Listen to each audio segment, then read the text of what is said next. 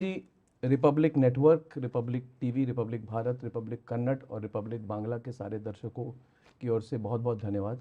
आज ये मौका मिला है हमें थर्ड और फोर्थ फेज़ कैंपेनिंग के बीच में आपसे बात करने के लिए, तो कोशिश करेंगे जितना कवर करें। बट पहले तो बहुत बहुत धन्यवाद, आपकी इतनी बिजी शेड्यूल में आपने हमें समय दिया है आज। आपके सभी दर्शकों को भी और आपकी टीम को भी मेरा बहुत बहुत नमस्कार। ये चुनाव हम राजनेताओं के लिए तो दौड़ धूप का होता है, लेकिन शायद मीडिया जगत में, इसमें भी टीवी मीडिया के लिए तो सबसे ज़्यादा दौड़ धूप का समय होता जी है। जी लेकिन मुझे अच्छा है कि आपके कई राज्यों से जुड़ी हुई आपकी चैनल होने के कारण जी। मुझे कईयों के साथ एक प्रकार से आज संवाद करने का अवसर मिल रहा है। मैं सबको नमस्कार करता हूँ। धन्यवाद प्रधानमंत्री जी। पहला सवाल यह है कि आपने वेमागिरी आंध्र प्रदेश में और उसके बाद बंगाल में भी आपने कहा है, और इस बात को बहुत नोट की गई कि आप जो गरीबों का पैसा जो भ्रष्टाचारियों ने लूटा है, आप एक कानूनी सलाह ले रहे हैं कि इसको कैसे वापस लौटाया जाए।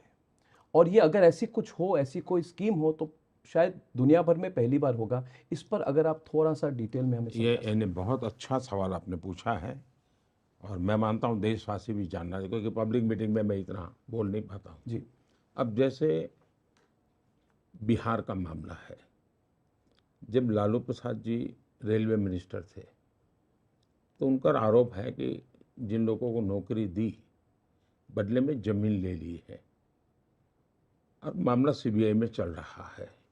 मतलब कि प्रूफ्स आर अवेलेबल। तो मेरा आग्रह रहेगा, मैं वकीलों से सलाह ले रहा हूँ कि जो बच्चे नौकरी पाने के लिए जमीन खोई है अपनी अपनी पैतृक संपत्ति है, वो अब मजबूरी में उन्होंने दे दी, मैं चाहूंगा कि ये जमीन उन बच्चों को वापस मिले। उसी प्रकार से आपने देखा होगा बंगाल में सरकारी नौकरी की हर भर्ती का रेट कार्ड है, रेट कार्ड अवेलेबल है, और उनके हर स्तर पर वो पैसा किसको कितना मिलेगा, कहाँ जाएगा, वो भी बांटने की भी व्यवस्था है। अब जो टीचर्स है जैसे, तो कुछ तो जेन्युइन है, तो उनको मदद करने के लिए ऑलरेडी हमने एक लीगल सेल बना दिया है, जिनकी नौकरी चली गई है। लेकिन जो बेईमानी से गए, जिनके रिकॉर्ड ठीक नहीं थे लेकिन पैसे दिए हैं, जी तो ऐसे हमारे पास बहुत लोग हैं जिनके पैसे का ट्रेल है हमारे पास। और पहले भी हम करीब 17,000 करोड़ रुपया ऐसे जिनके लूटे गए थे उनको लौटा चुके हैं, उन्हीं को।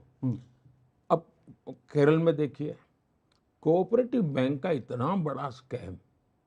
अब वो तो middle class, lower middle class family के पैसे हैं, बेचारों ने जिंदगी भर मेहनत करके बैंक में पैसा रखा था। ये कम्युनिस्ट पार्टी का वहाँ सारा बैंकों पर कंट्रोल है। उन्होंने अनाप शनाप उन पैसों से व्यापार किया, पैसे डुबो दिए, लूट लिए। अब वो उनका क्या?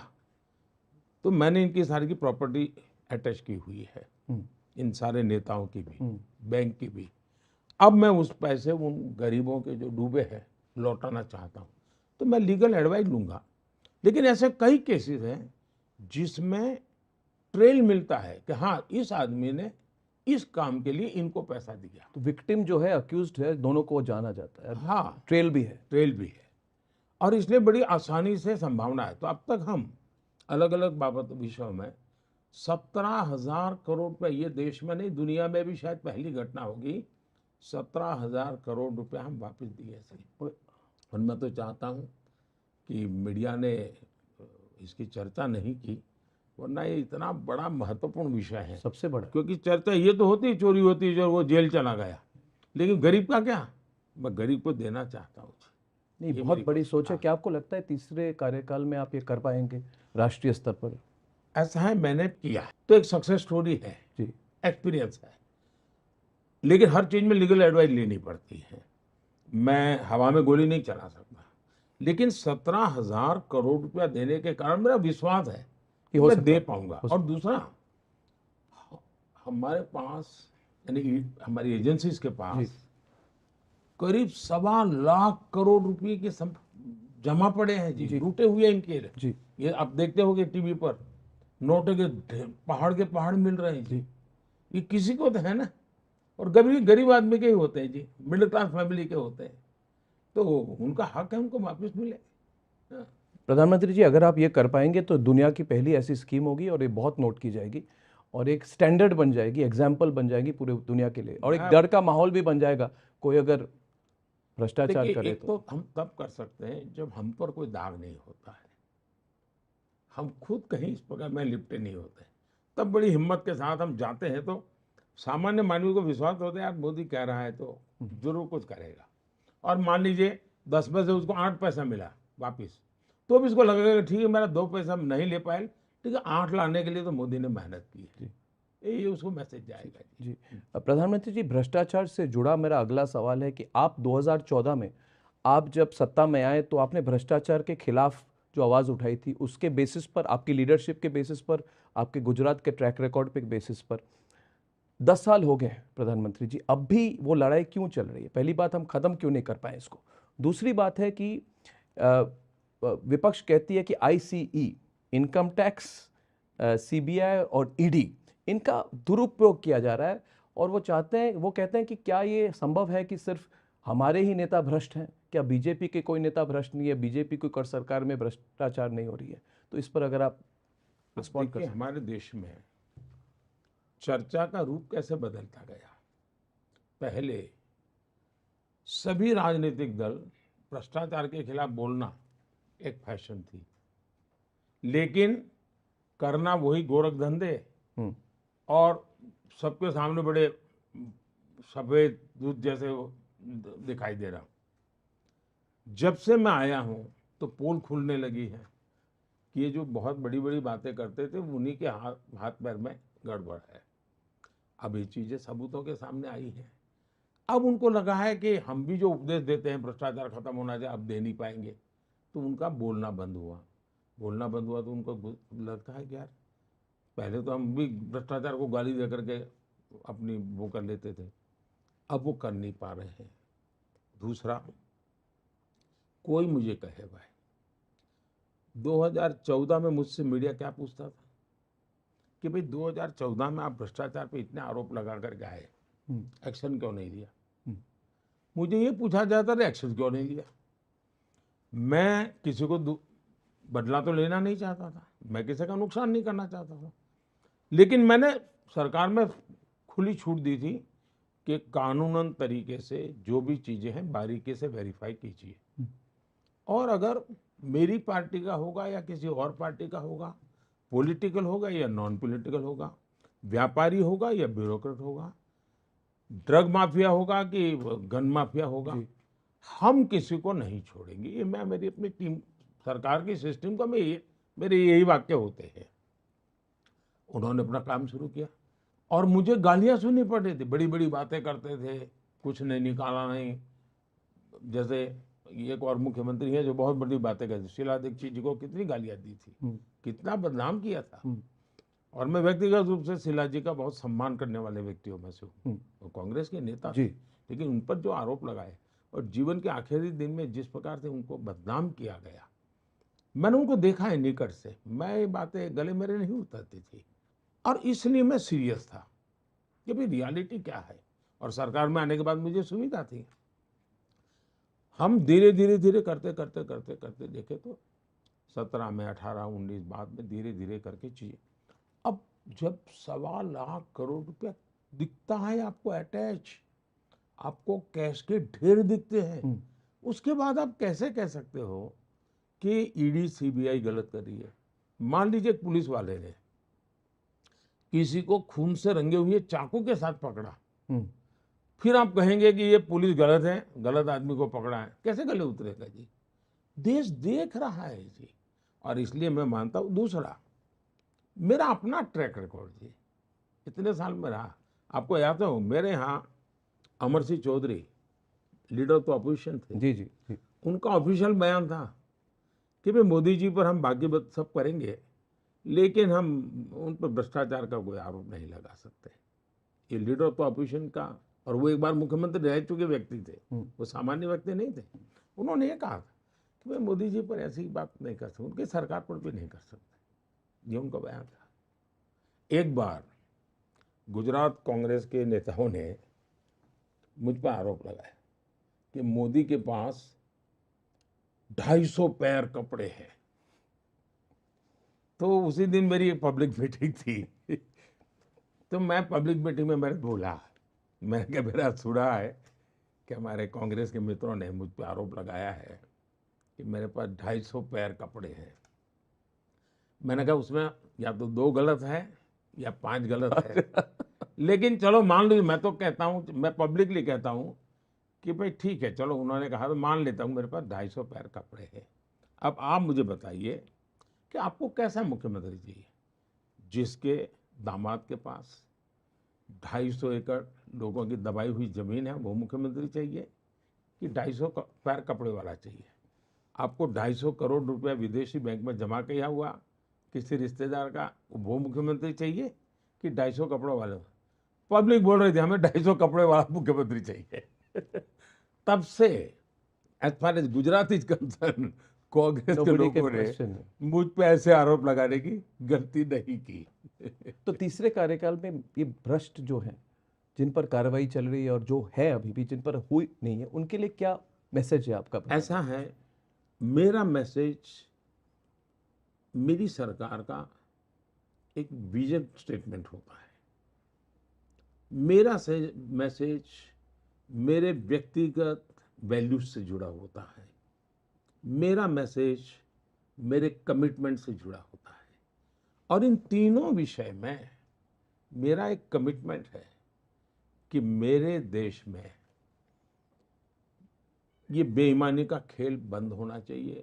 देश को आगे बढ़ना है तो, और आज आपको संतोषजनक जिंदगी जीने के लिए ये चोरी लूट करने की जरूरत नहीं है जी। अब देखिए काला बाजारी धीरे धीरे वो विषय खत्म हो रहा है, इरेलीवेंट हो रही जी। लगभग। वरना आज से 20 साल पहले, 15 साल पहले काला बाजारी आती थी। जी जी जी। अब बहुत रेयर केस में कभी जी, काला बाजारी की बात आती है। जैसे काला बाजारी की दुनिया से हम मुक्त हो रहे हैं, वैसे ही भ्रष्टाचार से मुक्त हो सकते हैं, ये मेरा विश्वास है। तो मैं न्यायाधीश तो हूं नहीं, मैं सजा नहीं दे सकता हूं, नहीं मैं पुलिस वाला हूं कि मैं अरेस्ट कर सकता हूं। मैं सरकार को सूचना दे सकता हूं कि मेरी सरकार है, उसका करप्शन के विषय में 0 टॉलरेंस है। Zero compromise. 0 टॉलरेंस। कॉम्प्रोमाइज का तो सवाल ही नहीं नहीं। उठता। मेरे दरवाजे पर दस्तक नहीं दे सकता है कोई कॉम्प्रोमाइज के लिए। लेकिन एक तो पहलू ये हो गया, लेकिन दूसरा, आपको मेहनत करके सॉल्यूशन भी देने पड़ते हैं। जी जी जी। सिर्फ मैं उपदेश दूं और डंडा चलाते रहे लोग, हमारी सरकार वाले, जी। इससे नहीं चलता है। जैसे हमने डायरेक्ट बेनिफिट ट्रांसफर करीब 35-40 लाख करोड़ रुपया डायरेक्ट बेनिफिट ट्रांसफर में गया है। अब ये 35-40 लाख करोड़ रुपया, अगर राजीव गांधी ने जो कहा था 1 रुपया जाता है 15 पैसे पहुंचता है, तो 40 लाख करोड़ का क्या हुआ होता भाई? शायद 30 करोड़ तो निकल जाए। नमक जितना भी नहीं पहुंचा होता। आज वो पूरा का पूरा पहुंच, 1 रुपया निकलता है, 100 पैसा पहुंचता है। लेकिन वो रातों रात नहीं हुआ है जी। मुझे जनधन अकाउंट खोलने के लिए मैं हर दूसरे दिन बैंकों के साथ वीडियो कॉन्फ्रेंस करता था, मेरे अफसरों की मीटिंग करता था कि गरीब का बैंक अकाउंट खुला करें। फिर आधार भी देखिए, इतनी पवित्र चीज, और सभी सरकारों ने कैसे उसके साथ जुड़ी हुई थी। लेकिन जब मेरी सरकार आगे बढ़ने लगी, सुप्रीम कोर्ट में ऐसे अड़ंगे डाले, भांति भांति उन्हीं लोगों ने डाले, पॉलिटिकल पार्टी के लोगों ने डाले। फिर मोबाइल डिजिटल इंडिया मेरी मूवमेंट, तो आधार, मोबाइल और जनधन अकाउंट, ये ऐसे ट्रेनिंग, और ये मेरे मन में डिजाइन क्लियर थी, कोई बाद में नहीं आई। उसका आज परिणाम है कि ट्रांसपेरेंसी आई। उसी प्रकार आप देखिए, गरीब आदमी भी आज, रेडी पट्टी वाला भी क्यूआर कोड रखता है। इवन मंदिरों में भी क्यूआर कोड मिलेगा। मतलब फॉर्मल इकोनॉमी बढ़ रही है जी। ये जब बढ़ता है, तब लीकेज का, करप्शन की संभावनाएं बहुत कम हो जाती है। इवन इलेक्शन में सुप्रीम कोर्ट ने कहा था कि 20,000 रुपये तक आप ले सकते कैश। मैंने कानून बनाकर इसको शायद 2,500 कर दिया, 2,000, 2,500 कर दिया। क्यों भी कैश मैंने कम किया। फिर मैंने 2,000 के नोट खत्म कर दी, 1,000 के नोट खत्म कर दी। ये क्यों किया कि जो नोटों के बंडलों का खेल चल रहा है वो मुझे बंद करना है। यानी एक के बाद एक मैं कदम भी ले रहा हूँ पॉजिटिवली। तीसरा विषय है जैम पोर्टल मेरा गवर्नमेंट का। गवर्नमेंट को लाखों रुपए की चीजें खरीदनी पड़ती है, लाखों करोड़ की खरीदनी पड़ती है, वो अब जैम पोर्टल पे है। गरीब से गरीब आदमी अपनी एक चीज सरकार को भेज सकता है। जी। कोई टेंडर की ये ओपन है, सब चीजें ओपन है, सारी चीजें ऑनलाइन ऑक्शन होने लगी, तो ट्रांसपेरेंसी इतनी आई है। तो सरकार ने भी पॉजिटिव चीजों पर जितना ज्यादा बल मिले दे सकते हैं देना चाहिए। तो हम दोनों तरफ काम कर रहे हैं। जी जी जी जी। प्रधानमंत्री जी, राजनीतिक सवालों पर ये एक कांग्रेस पार्टी के निजी या कहे वरिष्ठ सलाहकार हैं गांधी परिवार के, ये सैम पिट्रोडा जी, अब बहुत कुछ कह चुके हैं और गुस्सा भी है बहुत देश में। अब कल ही उन्होंने बात की लोगों के रंग को लेकर।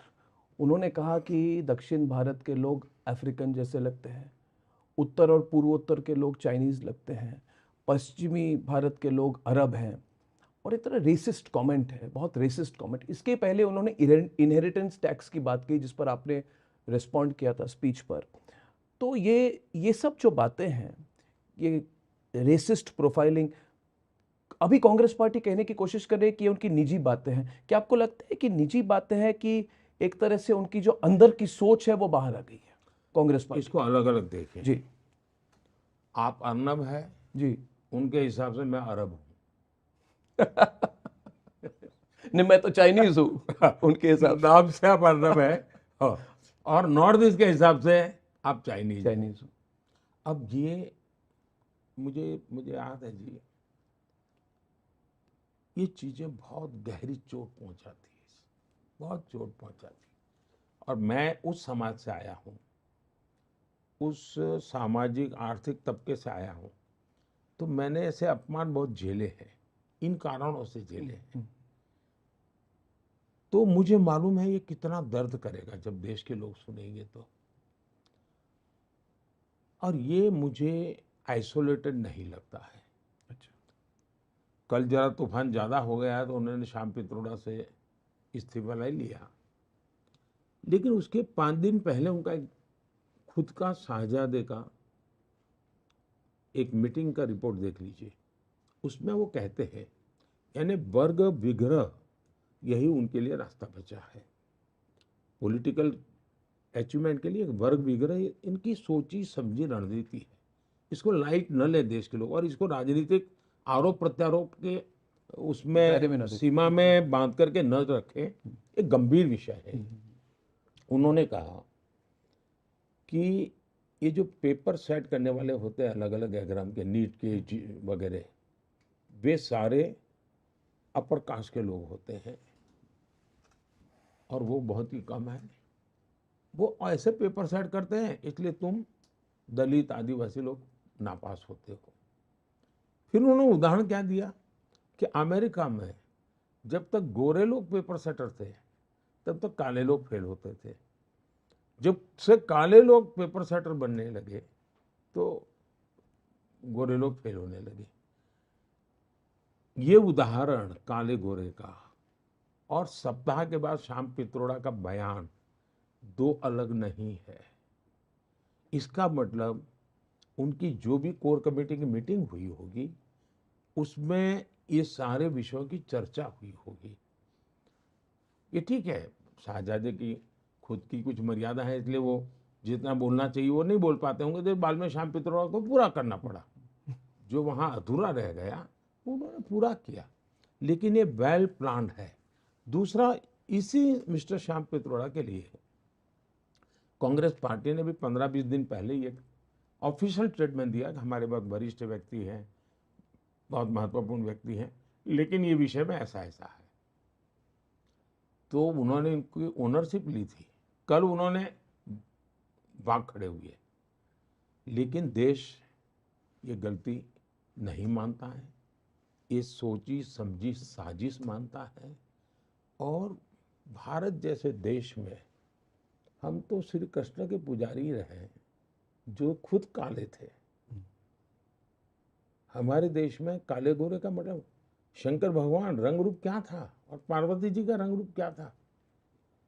हम ये क्या कर रहे हैं जी? हमारे देश में हर चीज को जोड़ने का, भारत विविधताओं से भरा देश है। जी।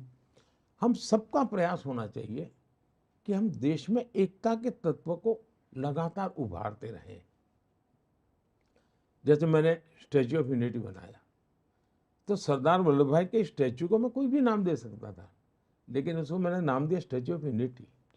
फिर वो जो एक पूरा है वो इलाका जो पहले कॉम्प्लेक्स बना। गांव का जी। पुराना अलग नाम जी। था, मैंने उसको एकता नगर नाम दिया। हमारी सरकार ने योजना बनाई पूरे देश में स्टेट कैपिटल में एकता मॉल बनाओ। हम्म। एकता मॉल के पीछे मेरी कल्पना ऐसी है कि उस एकता मॉल में हिंदुस्तान के सभी राज्यों का खाने के लिए कुछ न कुछ उपलब्ध हो। सभी राज्यों की वन डिस्ट्रिक्ट वन प्रोडक्ट जो है सभी राज्यों की वहाँ अवेलेबल हो। वहाँ पर उस स्टेट के अपने तो मुझे, मैंने लखनऊ में भी मानो एकता मॉल में गया तो मुझे केरल की जो चीज़ चाहिए मुझे मिल जाएगी। मैं लखनऊ के मॉल में एकता मॉल में गया तो मुझे नागालैंड की चीज़ भी मिल जाएगी। तो मेरी कोशिश होती है एकता को, पहलुओं को जितना हम उभार सकते हैं उभारें। इनकी कोशिश है देश को जितना ज्यादा टुकड़ों में बांटे, वो उसी दिशा में जा रहे हैं। वो देश को ऐसे भी काट रहे हैं, देश को ऐसे भी काट रहे हैं। ये बहुत खतरनाक खेल है। और मैं जो कांग्रेस से लोग अभी अभी निकल करके बाहर आए, जिन्होंने अपनी जवानी के महत्वपूर्ण वर्ष कांग्रेस को दिए थे जी। और बड़े समर्पित भाव से काम करने वाले लोग थे, तो मेरी पार्टी के कुछ लोगों ने जब उनसे बात की और कुछ उन्होंने मीडिया से भी कहा है, वो तो चौंकाने वाला है। आज भी कांग्रेस के वरिष्ठ नेता जो लोकसभा का चुनाव लड़ रहे हैं कांग्रेस के टिकट पर, जी। वो एक बार मुझे पार्लियामेंट में मिले थे, एमपी थे। उन्होंने कहा साहब हम तो पूरी तरह ये माओवाद और नक्सलवाद की विचारधारा में फंसे पड़े हैं। मैं बोले कांग्रेसी हूँ, मैं हाउस में तो जो बोलना है बोलूँगा, लेकिन मैं चिंतित हूँ। यानी कांग्रेस के भीतर भी जो सचमुच में कांग्रेस के वैल्यूज को जानता समझता है, वो इन सारे आइडियोलॉजी से बहुत दुखी है और देश को बहुत चिंता करने की जरूरत है जी। और ये पॉलिटिकल तू तो मैमा वाला नहीं है, ये वोट पाने वाला विषय नहीं है। मेरे भीतर एक दर्द है और कल मैं थोड़ा गुस्सा कर गया, मुझे नहीं करना चाहिए, लेकिन मैं कैसे मेरे देश में चमड़ी के रंग पर किसी को भारतीय होने से मना कर दो, अब कैसे हो सकता है जी? ये मन में बैठता नहीं है जी, ये दर्द है मेरे मन में। मगर प्रधानमंत्री जी, इससे जुड़ा हुआ और एक सवाल है कि जब मुस्लिम कोटा की बात आई थी, मुस्लिम रिजर्वेशन की बात आई थी, तो खड़गे जी ने कहा, दो चिट्ठियां लिखी, आपको ओपन लेटर कर दिया कि हम ऐसे कोई बात नहीं कर रहे, इसकी बात नहीं है, कोई गुंजाइश नहीं है, आप हमारे मैनिफेस्टो को मिसरीड कर रहे हैं, ऐसी बात हुई थी। मगर अभी तो इंडिया अलायंस के नेता खुद सामने आकर खुलकर बोल रहे हैं। लालू प्रसाद यादव जी ने कहा कि पूरा मुस्लिम कोटा होना चाहिए, पूरा, यानी कि टोटल मुस्लिम रिजर्वेशन। तो इस पर क्या क्या सवाल है कि क्या क्या ये पार्टियां दूसरे लोगों के बारे में, दूसरे समुदाय के, दूसरे वर्ग के बारे में, दूसरे धर्मों के लोगों के बारे में सोचते नहीं है, या फिर कोई एक्सट्रीम अपीजमेंट हो रही है? भारत को आगे बढ़ाना है तो जिस मंत्र को लेकर के मैं चलता हूं उसका महात्म्य बहुत है। सबका साथ, सबका विश्वास, सबका विकास जी। और 14 के बाद जब मैंने काम किया तो मैंने उसमें एक और जोड़ा, सबका विश्वास। जी। और अब जब बहुत बड़े टारगेट को लेकर चल रहा हूं तो मैंने जोड़ा सबका प्रयास। जी। तो सबका साथ, सबका विकास, सबका विश्वास, सबका प्रयास, एक सकारात्मक सोच के साथ। और जब हम सबका कहते हैं तो कोई डिस्क्रिमिनेशन नहीं होना चाहिए। सरकार के किसी भी काम में जाति, संप्रदाय, लिंग, इसके आधार पर, भूभाग के आधार पर डिस्क्रिमिनेशन नहीं होना चाहिए। हमारे देश में तो ज्योग्राफिकली भी डिस्क्रिमिनेशन की आदत बन गई। कुछ इलाके तो भाई निकम्मे हैं, छोड़ो। मैंने उसी को हाथ लगाया, मैंने कहा नहीं, कोई निकम्मा नहीं है, ये मेरे एस्पिरेशनल डिस्ट्रिक्ट्स हैं। और मैंने अच्छे से अच्छे अफसरों को लगाया, अच्छे रिसोर्सेज लगाए, तो आज देश के करीब 100 डिस्ट्रिक्ट राज्यों के अन्य डिस्ट्रिक्ट की बराबरी में आने लग गए। तो उनका एक कॉन्फिडेंस बन गया है। भाई कोई, मैंने ऐसे ब्लॉक देखे थे जहाँ दवाई की दुकान नहीं थी। कोई ब्लॉक ऐसा हो सकता है जहाँ दवाई की दुकान ना हो? तो मैं इन छोटी छोटी छोटी छोटी चीजें करते करते करते करते उसी प्रकार से समाज का है। आप सिर्फ वोट की राजनीति के लिए ये करते रहोगे कि भाई मुझे अ, मुसलमानों को आरक्षण देना है, मुसलमानों को आरक्षण देना है। अब डॉक्टर मनमोहन सिंह जी ने जिस मीटिंग में बोला था, मैं वहाँ मौजूद था, आप थे। खुद ने कहा कि पहला अधिकार माइनॉरिटी का है। जब मैंने ये कहा तो ये लोग झूठ बोलने लगे, तो मैंने एक दूसरी वीडियो ला करके रख दी जिसमें प्रेस कॉन्फ्रेंस में कह रहे हैं कि हमारे। अब देखिए, उन्होंने, उनका ट्रैक रिकॉर्ड बोलता है। मैनिफेस्टो और ट्रैक रिकॉर्ड को साथ मिला करके देखना पड़ेगा। बिल्कुल। तो उनका ट्रैक रिकॉर्ड, उनका मैनिफेस्टो और उनके पब्लिक स्पीचेज, ये तीनों को अगर हम मिला करके देखेंगे तो फिर चित्र स्पष्ट होता है। कर्नाटका में उन्होंने रातों रात मुसलमानों को ओबीसी बना करके ओबीसी को जो आरक्षण मिलता था उसमें डाका डाल दिया। उन्होंने आंध्र में भी ये कोशिश की थी। उन्होंने आरक्षण के लिए सुप्रीम कोर्ट ने मना किया, मगर बात गई थी। दूसरा, भारत के संविधान सभा ने 75 साल हो रहे हैं संविधान के, बहुत विस्तार से चर्चा की है इस विषय में। पंडित नेहरू समेत सब लोगों ने इसका घोर विरोध किया है कि हमारे देश में धर्म के आधार पर आरक्षण नहीं हो सकता है। और कांग्रेस ने कई वर्षों तक शासन चलाया, धर्म के आधार पर आरक्षण नहीं किया। देखिए, अब उनको राजनीतिक अस्तित्व के लिए, क्योंकि उनको लग रहा है कि सबसे ज्यादा एससी एमएलए किसके? बीजेपी के। सबसे ज्यादा एससी एमपी किसके? बीजेपी के। सबसे ज्यादा एसटी एमएलए एमपी किसके? बीजेपी के। सबसे ज्यादा ओबीसी एमपी एमएलए किसके? बीजेपी के। फिर मेरी गरीब कल्याण की योजना है, जो इन्होंने आज तक गरीबों को अंधेरे में रखा था, वो गरीब कल्याण की योजना गरीबों को लगा कि भाई देश का भला करने वाला एक आदमी काम कर रहा है, एक पार्टी काम कर रही है, तो उनकी जमीन खिसकने लगी। अब उनको लगता है कि रीजनल पार्टियां माइनॉरिटी के बैंक को भी खा रही ले रही हैं। हाँ। तो वो, ये उनका हमला है रीजनल पार्टीज पे।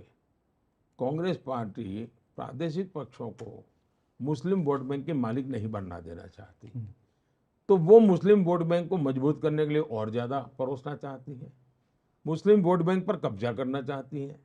और अपने जो रीजनल पार्टियां हैं, अब जैसे समाजवादी पार्टी, वो मानती है हम ही ठेकेदार है मुस्लिम वोट के। हाँ, अब कांग्रेस ये कर करके खुद लेना चाहती है।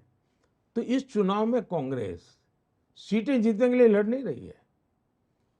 अब जैसे कल शरद पवार ने एक बयान दिया है, बड़ा इंटरेस्टिंग बयान है। बारामती के चुनाव संपन्न हुए और शरद राव ये कहे कि अब समय आ गया है कि रीजनल पार्टियों ने कांग्रेस के साथ मर्ज कर देना चाहिए, क्योंकि हमारी आइडियोलॉजी में ज़्यादा फर्क नहीं है। मतलब वो अस्तित्व इतना खो चुके हैं कि अब उनको कांग्रेस के सहारे जिए बिना कोई चारा नहीं है। इसका मतलब हुआ कि ये जो खेल चल रहा है वो ऑपोजिशन की स्पेस को कांग्रेस सबसे ज्यादा एक्वायर करना चाहती है, और इसलिए इनका ये, और उसमें धर्म के आधार पर आरक्षण ये सबसे खतरनाक है जी। कोई देश ऐसे चल ही नहीं सकता है जी। होता क्या है जी, अगर मैं मुसलमान बोलूं तो मेरे देश के कुछ इकोसिस्टम टूर कहती है मोदी ने चुनाव में हिंदू मुसलमान क्यों लाया? हिंदू मुसलमान मोदी नहीं लाया है, आपके एक्शन में हिंदू मुसलमान है। तो मुझे देश के सामने आपको बेनकाब करना बहुत जरूरी है। It is my duty to educate the people, it is my duty to convey the people. उसको अगर कोई मुझ पर आरोप लगा कि मेरी भाषण कॉम्युनल है, मैंने न मुसलमान के खिलाफ कुछ बोला है, न मैंने इस्लाम के खिलाफ बोला है। मैं सेकुलरिज्म के नाम पर देश के ताने बाने को तोड़ने का जो प्रयास हो रहा है, चाहे चमड़ी के रंग पर हो, उपासना पद्धति पर हो, भाषा पर हो, ये मैं समझता हूँ कि नहीं चल सकता।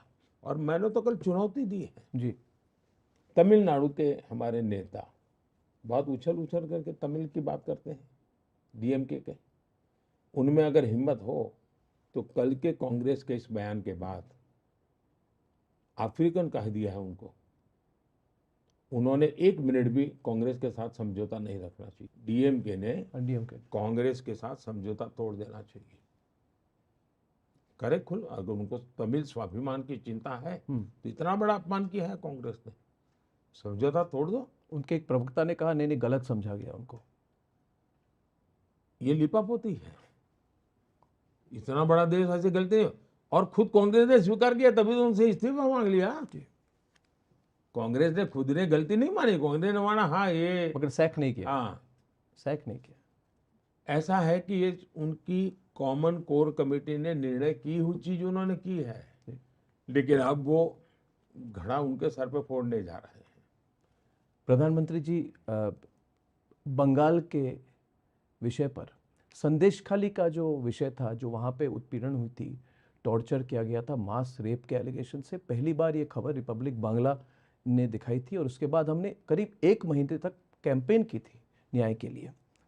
मेरा सवाल आपसे है कि आपको लगता है कि संदेश खाली एक तरह से केंद्र बिंदु नहीं, एक प्रतीक बन गया है बंगाल की स्थिति को लेकर? और इससे जुड़ा सवाल ये है कि आप विकसित भारत की बात करते हैं, इसके कॉन्टेक्स्ट में क्या आपको लगता है विकसित बंगाल को आप कैसे देखते हैं? एक तो मेरा स्पष्ट मत है कि तमिलनाडु और बंगाल, हजारों साल का हम इतिहास देखें तो कुछ ऐसी जगह है जिसने देश की बहुत बड़ी सेवा की है, देश का नेतृत्व किया है, संकट की घड़ियों में से देश को बाहर निकाला है। उसमें बंगाल और तमिलनाडु का बहुत बड़ा योगदान है। दुर्भाग्य से आज ये दोनों राजनीतिक नेतृत्व की विकृत मानसिकता के शिकार हो चुके हैं। अब बंगाल में जिस प्रकार से जिन मुद्दों को लेकर के बंगाल की मुख्यमंत्री संसद में आवाज उठाती थी जब वहां लेफ्ट की सरकार थी जी, आज उन्हीं मुद्दों को हम बोल रहे हैं। और ममता जी वो कर रही है जो लेफ्ट वाले करते थे, कांग्रेस वाले करते थे, और ये सवाया गुना करती है। और उसमें क्रिमिनल एलिमेंट नया जुड़ गया है। और आज जो संदेश खली तो एक छोटी सी घटना है जी, है ना, छोटी सी दिखती है, घटना छोटी नहीं, छोटी सी दिखती है, लेकिन पूरे बंगाल में तो भयंकर ज्वालामुखी है। कब विस्फोट होगा कहने की कठिन मुश्किल है जी। हर जगह पे इस प्रकार का जुल्म है और सिर्फ उन्होंने अपनी वोट बैंक की राह। दूसरा, वो कानून नियमों को पालन करने को तैयार नहीं है। टीचर्स भर्ती घोटाले में लोग प्रूव हो जाता है, लोगों की नौकरी चली जाती है, इनको परवाह नहीं है। उनको तो लगता है राजनीति में हम देख लेंगे। करोड़ों करोड़ों रुपयों के नोटों के पहाड़ पकड़े जाते हैं, पैसे गिनते गिनते मशीन थक जाते हैं, लेकिन उनको उन लोगों से कोई परहेज नहीं है।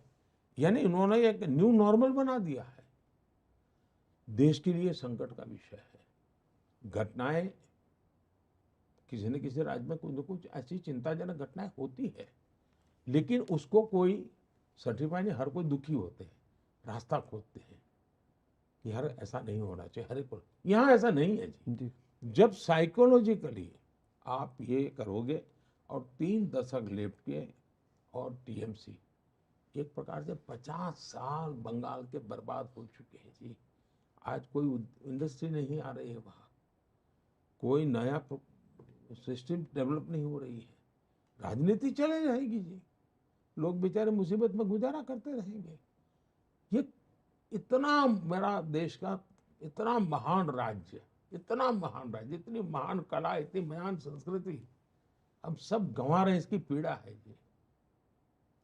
मोदी जी, राम मंदिर के मुद्दे पर मैं कई जगह थोड़ी बहुत रिपोर्टिंग कर लेता हूँ। अभी भी तो गया था मैं, जब भी वहाँ पे जय श्री राम के नारे लगते हैं बीजेपी के, तो कार्यकर्ता ही नहीं, क्योंकि एक रैली में सब कार्यकर्ता तो नहीं होते, हजारों लोग होते हैं, तो राम मंदिर के जब भी जय श्री राम की बात आती है एक तरह से उत्साह बढ़ जाती है। अभी भी ये खुलकर हो रही है, अच्छी बात है। मगर विपक्ष के जो अप्रोच है राम मंदिर को लेकर, उन्होंने कहा कि एक पूरा एक प्राण प्रतिष्ठा, एक उन्होंने कहा राजनीतिक समारोह या राजनीतिक कार्यक्रम उन्होंने कह दिया। अब भी कहते हैं राम मंदिर जाएंगे मगर तारीख नहीं बताएंगे, उसी वही अप्रोच उनका चल रहा है। तो जबकि ये एक हिंदू हिंदू धर्म के लिए, और जो जितने हिंदू हैं, जितने सनातनी आप हैं, मैं हूँ, हमारे लिए एक धार्मिक मुद्दा है, राजनीतिक मुद्दा नहीं है। मगर ये राजनीतिक मुद्दा अभी बन चुका है कि उनके अप्रोच के कारण। आपने कोशिश की है राम मंदिर के स्थापना में पूरे दक्षिण भारत, उत्तर भारत, सब जगह के लोगों को, उनकी संस्कृति को एकजुट करने की। तो आप इसको जब देख रहे हैं पॉलिटिकल इशू बन चुका है और बनाने की कोशिश होगी, इसका क्या रिस्पॉन्स होगा इलेक्टोरेट से, वोटर्स? मैंने पहले इन सारे जो जिस प्रकार की भाषा लोग बोल रहे हैं ना, जी इनको एक सवाल पूछना चाहता हूँ। हमारे देश में अंग्रेज राज तो करते ही थे, सरकार तो चलाते थे और लोगों की भलाई का काम भी करते थे, रेलवे बनाते थे, क्या नहीं करते? क्या जरूरत थी आज़ादी का आंदोलन की भाई? सब तो चल ही रहा था, स्कूलें खुलती थी, अस्पताल खुलते थे, रेलवे चलती थी, रोड बनते थे, क्या जरूरत थी? हम्म क्यों देश में सैकड़ों हजार लोग शहीद क्यों हुए? क्यों अंडमान निकोबार काला पानी की सजा क्यों भोग रहे थे? स्वमान स्वाभिमान कोई चीज होती है जिंदगी में। 500 साल तक राम मंदिर के लिए शायद दुनिया के अंदर एक बहुत बड़ी घटना है कि एक श्रद्धा के लिए 500 साल तक एक समाज लड़ता रहा, जी हर व्यवस्था से लड़ता रहा जी और मंदिर बना करके रहेंगे ये संकल्प। पीढ़ी दर पीढ़ी ये लड़ाई चली है। सचमुच में तो ये 500 साल का इतिहास सिर्फ हिंदू को नहीं, दुनिया के हर समाज को इंस्पायर कर सकता है। ये बलिदान का इतिहास है, ये त्याग का इतिहास है, ये तपस्या का इतिहास है। आप उसको भी अपने ही पूर्वजों ने किया है, कोई बार बार नहीं किया है, और गुलामी की जंजीरों के बीच किया है, स्वमान के लिए, स्वाभिमान के लिए। तो जैसे देश की आजादी का गर्व है, वैसे ही 500 साल की लड़ाई का भी गर्व है, स्वाभिमान की लड़ाई है ये। लेकिन चूंकि आपके सेकुलरिज्म जो अपने खोखलापन है, उसके लिए डर करके जियोगे तो क्या चलेगा? दूसरा, ये पॉलिटिकल कैसे है भाई? वहां हिंदुस्तान के कला जगत के सभी लोग थे। अब देश के प्रधानमंत्री को बुलाया, देश के राष्ट्रपति जी को बुलाया, राष्ट्रपति जी को सुविधा नहीं थी, राष्ट्रपति जी ने तारीख अलग दी और वो अलग तारीख को गए भी। जी देश के प्रधानमंत्री ने कहा मैं तो ये प्रभु राम का आदेश मानता हूँ, मैं आऊंगा। तो देश का प्रधानमंत्री गया और प्राण प्रतिष्ठा का मैं साक्षी बना। मुझे तो कोई हक नहीं है, वो तो पंडितों का और उसके शास्त्रों के जानकार लोगों का है। मैं एक साक्षी भाव से वहां बैठा था और मैं करके आया। और मैंने कहा था भाई, उस दिन मेरा भाषण भी क्या था कि हमारी यात्रा राम से राष्ट्र की तरफ है, हमारी यात्रा देव से देश की तरफ है। ये जो इंस्पिरेशन मिलता है वो देश की भलाई के काम आना चाहिए। दूसरा, ये राम मंदिर के जो ट्रस्टी हैं उनकी विशेषता देखिए साहब, उन्होंने जिन्होंने घोर विरोध किया था लगातार उनके भी यहां जाकर के निमंत्रण दिया, सम्मान दिया उनको, और ये मैसेज दिया कि भाई अब तक जो हुआ सो हुआ, अब सुप्रीम कोर्ट ने जजमेंट दे दिया है, चलो हम साथ मिलकर चले। उस निमंत्रण को उन्होंने ठीक करा दिया। दूसरी तरफ ऐसा ही निमंत्रण उन्होंने बाबरी मस्जिद का केस लड़ने वाले, राम मंदिर के खिलाफ अदालत में सुप्रीम कोर्ट तक लड़ने वाली 2-2, 3-3 पीढ़ी जिसकी लड़ती रही, वो इकबाल अंसारी, उनको भी निमंत्रण दिया। तो उन्होंने कहा भाई अब सुप्रीम कोर्ट का जजमेंट आ चुका है, अब मेरा गिला शिकवा कोई रहता नहीं है, और वो स्वयं प्राण प्रतिष्ठा के कार्यक्रम में आकर के बैठे बैठे बैठे बैठे। इतना ही नहीं, उन्होंने उनका जो गनमैन है जो हिंदू है, तो उन्होंने एक बाजार से राम मंदिर की प्रतिमूर्ति खरीद कर उसको गिफ्ट दी, इकबाल अंसारी जी ने। अब मैं सोचता हूं एक इकबाल अंसारी सच्चा सेकुलर है कि कांग्रेस सच्ची सेकुलर है? तो इस एक घटना से मुझे लगता है इकबाल अंसारी सच्चा सेकुलर है। जब तक लड़ना था अपने हकों के लिए वो लड़ते रहे, न्यायपालिका ने कहा तो उसको स्वीकार करते चले, और ये लोग हैं उनकी वोट बैंक की राजनीति है। तो देश इकबाल अंसारी को भी देखता है और शाही परिवार को भी देखता है और मूल्यांकन करता है कि आपने इसको ठुकरा दिया, राजनीतिकरण आपने किया है। वहां एक शब्द बोला नहीं गया है किसी के खिलाफ। इवन इतना बड़ा 500 साल के बाद सुप्रीम कोर्ट में विजय हुआ था, लेकिन हिंदुओं ने जश्न नहीं मनाया था, उत्सव नहीं मनाया था, पटाखे नहीं फोड़े थे। क्यों? हम किसी भी समाज को दुखी, किसी को पराजित, और मेरा तो उस दिन स्टेटमेंट था और औरों का भी था कि ये जय विजय का विषय नहीं है, ये सबको जोड़ने का अवसर है ये। तो जिस दिन राम जन्मभूमि का जजमेंट आया, उस दिन भी सबको जोड़ने की बात हुई है।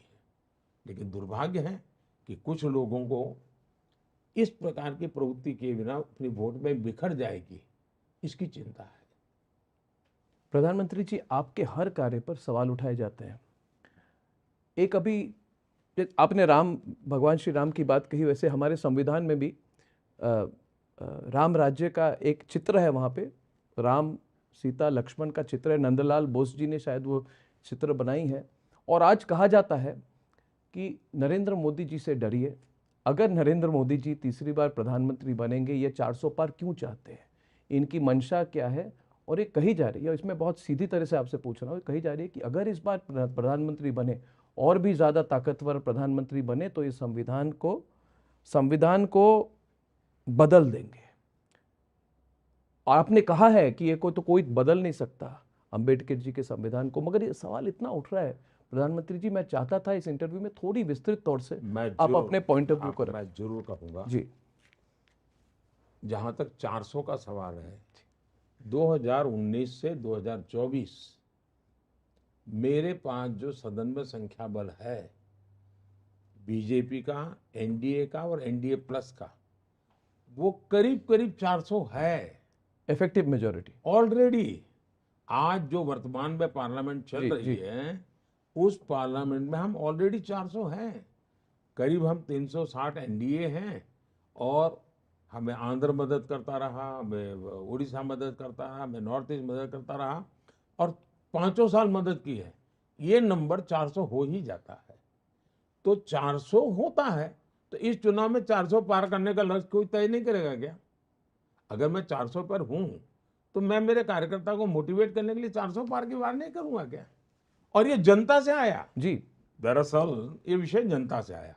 दूसरी बात, संविधान का जहां तक सवाल है, मैं सदन में संविधान दिवस मनाने के लिए प्रस्ताव लेके आया। किसने विरोध किया? कांग्रेस पार्टी के स्वयं खड़गे जी ने खड़े होकर के भाषण किया कि संविधान दिवस की क्या जरूरत है, 26 जनवरी है ना भाई। अरे मैंने कहा भाई, संविधान के प्रति देश के लोगों की श्रद्धा बनाने के लिए, जैसे आज भी रामायण महाभारत के कथा कीर्तन होते हैं, हर पीढ़ी को वो ट्रांसमिट होता जाता है, संविधान को भी उसी भाव से, हमें श्रद्धा भाव से लोगों को देखने की आदत डालनी चाहिए। मेरे लिए संविधान वो चीज़ है। जब 60 साल हुए थे संविधान के, तब मैंने भारत सरकार को कहा था कि हमें संविधान का बहुत बड़ा महोत्सव मनाना चाहिए। भारत सरकार ने कुछ किया नहीं। मैंने मेरे गुजरात में संविधान के 60 साल के निमित्त बहुत बड़ा अभियान चलाया था। और इतना ही नहीं, मैंने संविधान एक ग्रंथ को हाथी के ऊपर सजाया था, और मैं खुद हाथी के पैरों के पास पैदल चलता था। क्यों? सामान्य मानवी को मुख्यमंत्री से भी बड़ा संविधान होता है, ये संस्कार करने थे मुझे। तो संविधान के प्रति मेरा समर्पण ये है। मैं पार्लियामेंट में गया तो संसद को मैंने माथा टेका था। मैं 19 में जब प्रधानमंत्री पद के लिए मेरी पार्टी ने मुझे नेता चुना, तो मैंने पहले मेरा सर संविधान के सामने झुकाया था, तब जाके मैंने पद का ग्रहण करता हुआ भाषण किया था। तो एक तो ये मेरा पक्ष हो गया। दूसरा, कांग्रेस वगैरह ने क्या किया है?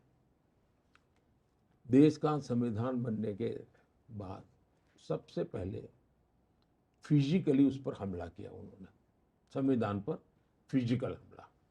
संविधान का जो शारीरिक रचना थी, नंदलाल बोस के चित्रों के साथ, और वो चित्र नहीं थे जी, उसमें एक मैसेज था कि हजारों साल की संस्कृति का एक नई कड़ी हमारा संविधान है। और इसलिए उन्होंने हजारों साली सांस्कृतिक घटनाओं को जोड़ते हुए पेंटिंग बनाए थे। बहुत सोच विचार करके संविधान की बॉडी बनाई गई थी। मैं आत्मा की बात बाद में करता हूँ, मैं बॉडी की बात करता हूँ।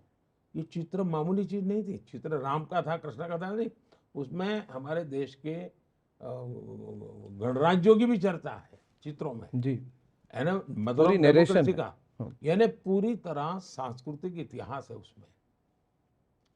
उन्होंने सबसे पहले इसको खत्म कर दिया, भारत पर फिजिकल संविधान पर हमला किया। दूसरा उन्होंने जो आत्मा पर हमला किया, पहला बॉडी पे किया, फिर आत्मा पे किया। कैसे किया? भारत के संविधान का सबसे पहला जो सुधारा किया है पंडित नेहरू जी ने, जो उसमें उन्होंने अमेंडमेंट किया है, वो क्या किया? फ्रीडम ऑफ फ्रीडम स्पीच पर रिस्ट्रिक्शंस लगे। रिस्ट्रिक्शन का मतलब उसकी आत्मा पर पहली चोट जो अपने आप को दुनिया में डेमोक्रेसी की बातें करते लोग हैं, उन्होंने की। तो पहले शरीर से संविधान को खत्म किया, फिर संविधान की आत्मा को कर, अब वो संविधान की भावना पर हमला कर रहे हैं। संविधान की भावना है हमारे देश के फेडरल स्ट्रक्चर की। 100 से ज्यादा बार 356 का उपयोग करके बिना कारण सरकारें तोड़ दी गई। उस संविधान की भावना पर कुठाराघात था। फिर इमरजेंसी लाए, उन्होंने संविधान को पूरी तरह यानी एक वेस्ट पेपर बॉक्स में डाल दिया, ये हाल कर दिया। यानी सामान्य मानवी के लिए अब ये फिर से संविधान समाप्त करने का खेल खेल रहे हैं माइनॉरिटी का। अब आपने देखा वो जो बड़े शातिर पिक पॉकेटर होते हैं ना, शातिर पिक पॉकेटर, वो बड़े चालाक होते हैं। वो क्या करते हैं, मान लीजिए बस में चढ़ गए और किसी का बटुआ चुराया, वो बटुआ चुरा करके खुद रख देंगे, फिर एक और लड़का दौड़ेगा, ये चोर चोर चोर चोर, खुद मेरा बटुआ गया, मेरा बटुआ गया। फिर और लोग भी देखेंगे, तो जिसका ओरिजिनल गया वो भी देखेगा मेरा बटुआ गया। और फिर एक दौड़ता है, जिसने चुराया है वो तो यहाँ खड़ा है, साथ में ही खड़ा है, चिल्ला रहा है चोरा है चोरा है। और एक जो निर्दोष है वो भाग रहा है। क्यों? चालाकी है। इन लोगों ने, मैं इनको पिक पॉकेटर नहीं कह रहा, ऐसे छोटे शब्द किसी के लिए मैं उपयोग नहीं करता हूं, लेकिन मैं उदाहरण इसलिए समझाता हूं कि वो अपना खेल खेलने के लिए उन्होंने चिल्लाना शुरू कर दिया, मोदी संविधान बदलेगा, मोदी संविधान बदलेगा, मोदी संविधान बदलेगा, जो कहीं है ही नहीं। ना हम कभी बोले हैं, ना हमने कभी सोचा, इतना ही नहीं, हम तो संविधान को इसके लेटर एंड स्पिरिट में जन जन तक पहुंचाना चाहते हैं। इन्होंने ये माइनॉरिटी के नाम का खेल खेलने के लिए खुद होकर के संविधान बदलना चाहते हैं, इसलिए ये चिल्लाहट शुरू की है। तो आपके कानों में वही आवाज आए और चोरी छुपे से पीछे वो करना। आप कह रहे हैं वो बदलना चाहते हैं? वो बदलना चाहते किस हैं। दिशा में? वो धर्म के आधार पर आरक्षण करना चाहते हैं, और जो संविधान की आत्मा पर आखिरी कील होगा वो आखिरी बार होगा संविधान की आत्मा पर। संविधान सभा ने जब चर्चा की, महीनों तक चर्चा की, और उसमें पंडित नेहरू जैसे लोगों को छोड़ दीजिए, बाकी सब सनातनी थे जी, और सबने मिलकर के तय किया हमारे दलितों को आरक्षण मिलना चाहिए, हमारे ट्राइबल को आरक्षण मिलना चाहिए, हमारे ओबीसी को आरक्षण मिलना चाहिए। संविधान की भावना थी, क्योंकि इन लोगों के साथ और कारण थे। जबकि विचार हुआ, गंभीरता से हुआ, धर्म के आधार पर आरक्षण हमारे देश में नहीं दे सकते। धर्म के आधार पर देश बन चुका था एक। जी, अब हमें यहाँ देश में धर्म के आधार पर चलने की जरूरत नहीं है, हमें ट्रू सेंस में सेक्युलर होकर चलना चाहिए। ये सेक्युलरिज्म पर भी वार कर रहे हैं। जब धर्म के आधार पर आप आरक्षण कर रहे हो, तब सेक्युलरिज्म पर वार कर रहे हो, और इसलिए देश चिंतित है। नहीं, आपने बहुत बड़ी बात कही that reservations on the basis of religion will be the last nail in the coffin of the constitution. प्रधानमंत्री जी, आपकी इकोनॉमिक एडवाइजरी काउंसिल ने एक रिपोर्ट दी है, मुझे बहुत इंटरेस्टिंग लगी, जिसके कहा गया कि पूरे दक्षिण एशिया में सबसे ज्यादा मेजॉरिटी के पॉपुलेशन कम हुई है भारत में 7.8% से, यानी कि हर दशक में 1% हिंदू पॉपुलेशन कम हुई है, मगर कोई मेजॉरिटी इन डेंजर की बात नहीं करता। ये आप उससे जुड़ा हुआ सवाल, ये मुस्लिम्स इन डेंजर और माइनॉरिटीज इन डेंजर की बात कही जाती है, और मैं आपसे सीधा सवाल करना चाहता हूं कि ये आपके छवि पर अटैक करने की कोशिश है? Is it to target Narendra Modi और is it at a national international level, also to affect our relationship with Gulf countries, क्योंकि आपने जिस तरह से एक ऐतिहासिक कदम उठाई है मिडिल ईस्ट के नेशन के साथ जो नया संपर्क बनाया है, क्या उस पर अटैक है या आप पर पर्सनल अटैक है? पहली बात है, ये मोदी का विरोध करने में इतना संतुलन खो चुके हैं कि वे मर्यादाएं ला करके उनकी बातों से देश का भी नुकसान हो रहा है, ये समझ नहीं पाते, या तो जानबूझ करके कर रहे हैं। जहाँ तक ये रिपोर्ट की आप बात करते हैं, जो मेरी जान में आया है, उन 1950 से लेकर के 2015 यानी 50 से 2015 तक का उन्होंने चीज़ों का एग्जैक्टली, आप बिल्कुल स्टडी सही। किया और करीब 170 कंट्रीज का स्टडी किया गया। जी, ये सिर्फ कोई भारत का दक्षिण भारत स्टडी के लिए नहीं है। और इस स्टडी इस बात पर ही है, इस दौरान माइनॉरिटी में क्या बदलाव आया, इस विषय पर था। क्योंकि लोग कहते हैं भाई दुनिया में माइनॉरिटी को दबाया जाता है, ये दुनिया की बात होती है। इससे मोटा मोटा आकलन लगता है कि देश में कुल मिलाकर के किस देश में माइनॉरिटी की क्या स्थिति है, चाहे वो अफगानिस्तान हो, श्रीलंका हो, बांग्लादेश हो, पाकिस्तान हो। ये रिपोर्ट कह रहा है कि इन सब देशों में माइनॉरिटी की संख्या कम हुई है, जनसंख्या कम हुई है। अकेला इन सारे क्षेत्रों में हिंदुस्तान ऐसा है कि जहां माइनॉरिटी की संख्या बढ़ी है। और इस स्टडीज में दो चीजें उभर करके आई है। एक 1950 से 2015 के बीच में भारत में, ये विभाजन के बाद की बात मैं कर रहा हूँ, 50 से बाद की बात कर रहा हूँ, 1950 से 2015 के बीच हिंदुओं की संख्या 7.8%, करीब करीब 8%, 8% कम हुई है, जबकि माइनॉरिटी की 43% बढ़ी है। मैं इसके मायने नहीं निकाल रहा हूं, लेकिन जो परसेप्शन क्रिएट किया जा रहा है वो पूरी तरह गलत है, वो सिद्ध हो रहा है। इसके जिसको जो मीनिंग निकालना ही निकाले, मुझे मीनिंग नहीं निकालना है। अगर फैक्चुअल ये है तो भारत में माइनॉरिटी के साथ अन्याय है, भारत में माइनॉरिटी को दबाया जाता है, भारत में माइनॉरिटी की आवाज नहीं है।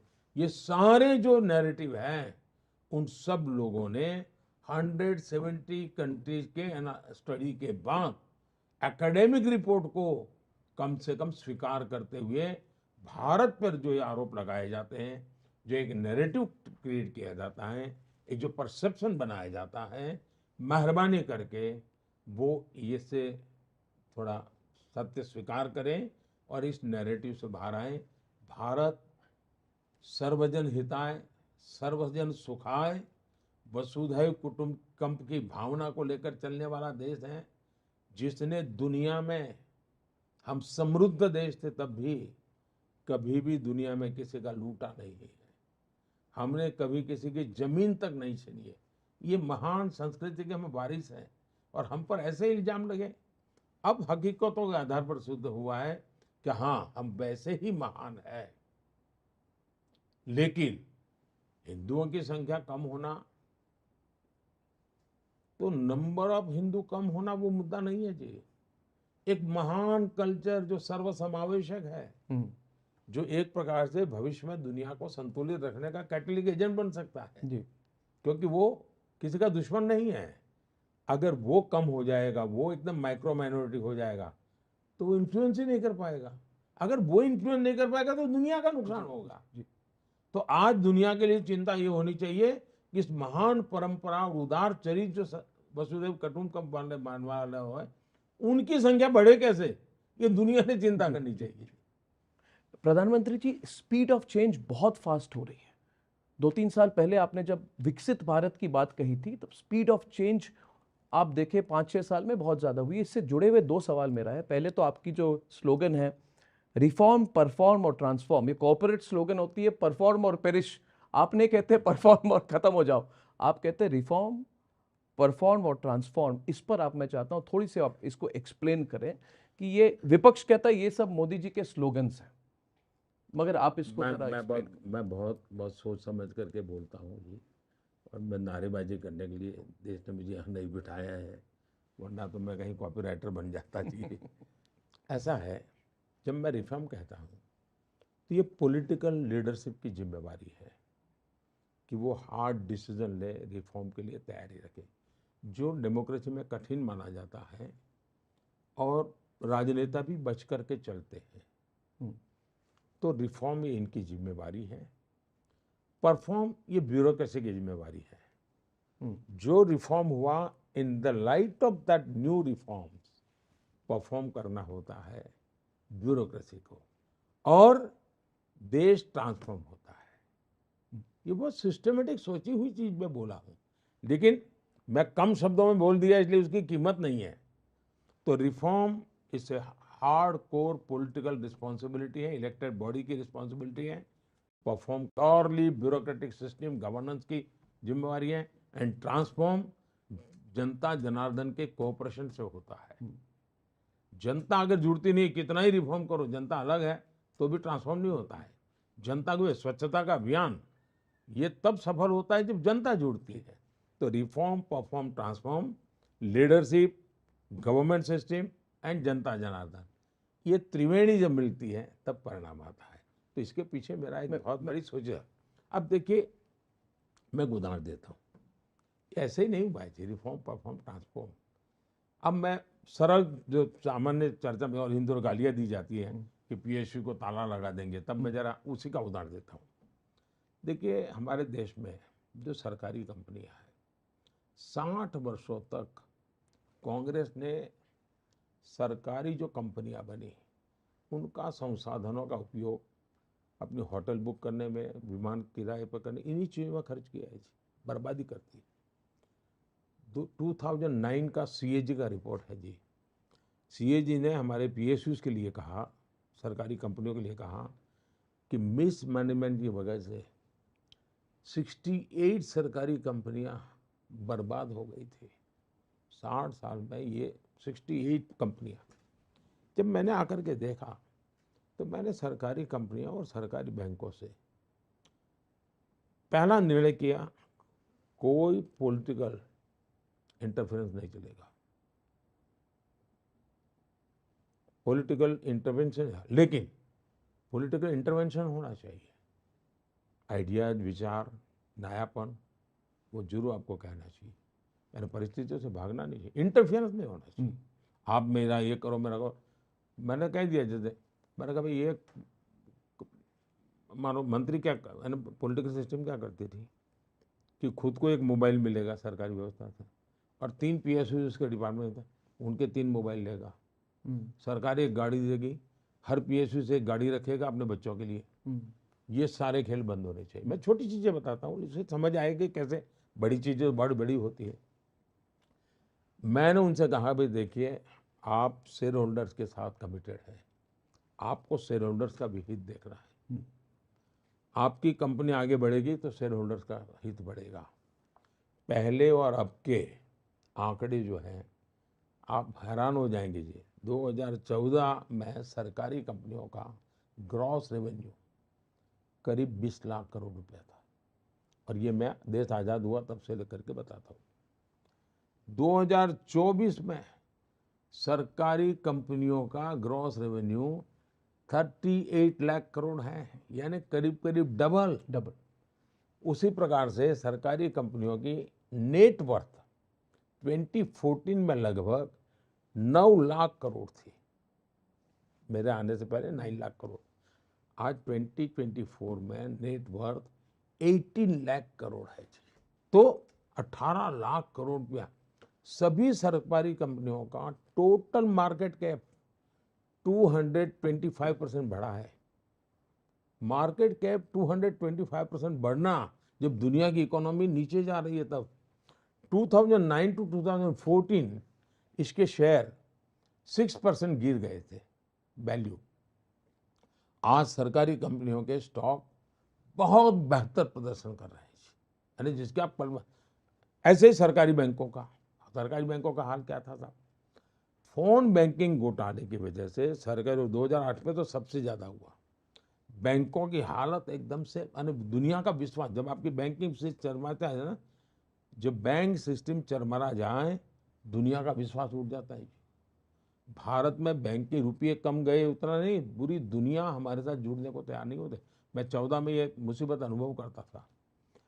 21 में से 11 बैंकें आरबीआई की निगरानी की सूची में थी, उसको डे टू डे मॉनिटर करना पड़ता था। आईबीसी कोड, कैपिटल इन्फ्यूजन, मैंने काफ़ी पैसे डाले, सरकारी टैक्स पेयर के पैसे डाले, क्योंकि मुझे देश को बचाना था। हमने ये जो भ्रष्टाचार और जो फैन बैंकिंग था वो सारा खेल फिर बंद करवा दिया। 1 लाख करोड़ से ज़्यादा आज बैंकों का प्रॉफिट है, और इन बैंकों का जन्म हुआ तब से लेकर आज उनका हाईएस्ट प्रॉफिट है जी, भारत की बैंकों का। एनपीए लगातार कम हो रहा है जी, यानी जो लेकर के भाग जाने वाली संख्या है वो लगातार कम होती जा रही है। ये सब रिफॉर्म परफॉर्म ट्रांसफॉर्म के उत्तम उदाहरण मैं बता सकता हूं। मैं ये उदाहरण इसलिए बताता हूं ताकि फाइनेंशियल वर्ल्ड या इकोनॉमी का वर्ल्ड जो है वो इन्हीं चीजों से समझ पाता है, इसलिए मैंने उदाहरण ये दिया। आम आदमी को भी इससे जो आप बात कह रहे हैं बहुत उनके लिए रेलेवेंट होगा, क्योंकि लोग कह देते हैं स्पीच में कुछ भी, विपक्ष के नेता कह देते हैं कि सरकारी संपत्ति बेचती है। तो ये जो उदाहरण आपने दिया है ये बहुत इसका बहुत ही एक महत्व है। प्रधानमंत्री जी, एक मुझे सवाल पूछना है भारत के युवा पीढ़ी के लिए आपसे, क्योंकि अभी 50% से ज़्यादा पॉपुलेशन 25 से नीचे है, 60% से ज़्यादा या 35 से नीचे, उनको कोई अनुभव नहीं है। प्रधानमंत्री जी, ये डेवलपमेंट क्या हुआ है? एक हो सकता है टेकन फॉर ग्रांटेड अप्रोच, जो मोबाइल जनरेशन है, जिन्होंने मोबाइल फ़ोन देखा है जब से वो उनका जन्म हुआ है, वो टेकन फॉर ग्रांटेड कर सकते हैं। आप जो भविष्य की फ्यूचरिस्टिक इन्वेस्टमेंट थिंकिंग उसके बारे में बोल रहे हैं, बुलेट ट्रेन हो, गगनयान हो, ये इंटरनेशनल स्पेस स्टेशन की बात हो रही है अगले 8 साल में, ये जो आपकी एंटी ग्रेविटी प्रोजेक्ट, ये सारी जो प्रोजेक्ट्स हैं, ये जिन्होंने अनुभव नहीं किया है कि भारत आज से 20 साल पहले कहाँ था, वो सुनते हैं कि नेता आके कहते हैं उनको, देखिए कोई सरकार आ जाए कोई फर्क नहीं पड़ेगा, भारत तो बढ़ता रहेगा, लगातार बढ़ता रहेगा। नरेंद्र मोदी प्रधानमंत्री रहे नहीं रहे, बीजेपी रहे नहीं रहे, कोई भी सरकार आ जाए, मिलीजुली सरकार, खिचड़ी सरकार, भारत की प्रगति होती रहेगी। तो मैं चाहता हूं इस पर आप जरा अपने फ्यूचर विजन को लेकर, ताकि कोई भी पीढ़ी टेकन फॉर ग्रांटेड ना करे भारत के डेवलपमेंट को, इसको आप कैसे इसको एक्सप्रेस करना चाहेंगे कि जो फीलिंग है कि कोई भी सरकार आ जाए कुछ फर्क नहीं पड़ने वाला? पहले मैं जी एक जनरल वे में बताता हूँ। देखिए, जब हमारा देश आज़ाद हुआ तब दुनिया की इकोनॉमी में हम नंबर 6 पर थे, भारत का स्थान 6 पर था। हमारे इन महानुभावों ने सरकार ऐसी चलाई, सब बड़े बड़े महान विद्वान लोगों ने, कि हम 11 नंबर पर पहुंच गए। 10 साल में हमारे एक के बाद एक सुविचारित कदम, आज हम 11 नंबर से 5 नंबर पर आ गए। अब कुछ लोग कहते हैं अरे भाई ये तो नेचुरल होने वाला है, होने वाला है। अब 6 से 11 हुआ, वो क्या था भाई? अगर नेचुरल होना था तो 6 से 5 होना चाहिए था, 4 होना चाहिए था। 11 हुआ मतलब तुमने कुछ उल्टा किया। अब हम देखिए 2014 में कांग्रेस ने एक अनाउंसमेंट किया था, उन्होंने कहा था 2043 हम भारत को दुनिया की तीसरे नंबर की अर्थव्यवस्था बनाएंगे, ये उन्होंने 2043 कहा था। हमारी सरकार तीसरी पारी में तीसरे नंबर की इकोनॉमी बनाने का लक्ष्य करके चल रही है। मतलब कांग्रेस के हिसाब से 15 साल पहले मेरा, एक तो मैंने प्रीपोन कर दिया और कार्यक्रम, मतलब इसके लिए मुझे मेहनत लगती है। अगर कांग्रेस की स्पीड से चलते तो मुझे लगता है कि ये तीसरे नंबर की इकोनॉमी आते आते हो सकता है अर्नब का पोता शायद उसको पता समाचार मिलते कि हाँ तीसरे नंबर पहुंचे, ये हाल हो जाता। 2-2 3-3 पीढ़ी मिट जाती जी, और हम इतना तो देश का नौजवान, उसको पुराना पता नहीं है, लेकिन देश के नौजवान को दुनिया का पता है। जी। देश के नौजवान को अगर चीज़ें मिले तो मानता नहीं है, लेकिन वो एनालिसिस करता है, ये अच्छी निशानी है। और मैं मानता हूं कि देश के अब जो इस बार फर्स्ट टाइम वोटर है, हाँ। वो 2014 के पहले तो 8 साल का, 10 साल का, 12 साल का था। उसको उस समय के अखबारों में क्या चलता था, भ्रष्टाचार की खबरें क्या होती थी, कानून व्यवस्था के बम ब्लास्ट हो रहे, हर जगह पे बोर्ड लगे रहे, लावारिस चीज़ों को हाथ मत लगाओ। एयरपोर्ट पर बोला जाता था लावारिस चीज़ को हाथ ट्रांजिस्टर मत बॉम्ब। लगाओ, लावारिस। आज उसको कुछ ऐसा सुनने को मिलता नहीं। तो ये चीज़ें वो समझता है। और हमने भारत की ग्रोथ को एक प्रकार से 2-2 पीढ़ी एडवांस कर दिया है मैंने, 2-2 पीढ़ी मैंने एडवांस कर दिया है।